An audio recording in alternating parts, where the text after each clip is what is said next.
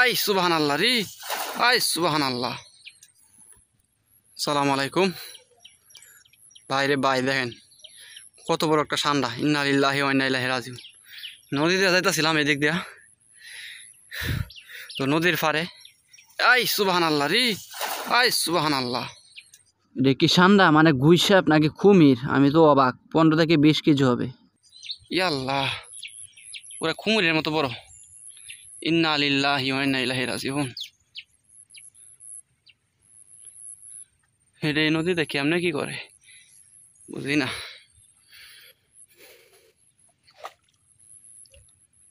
এদিকে বাসিন,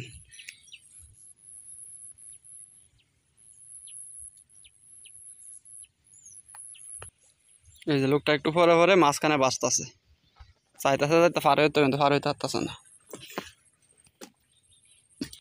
অলরেডি সে নদী পার হয়ে গেছে, নদী পার হয়ে ওই পারে চলে গেছে। প্রচুর স্রোত নদীতে। ধন্যবাদ সবাইকে।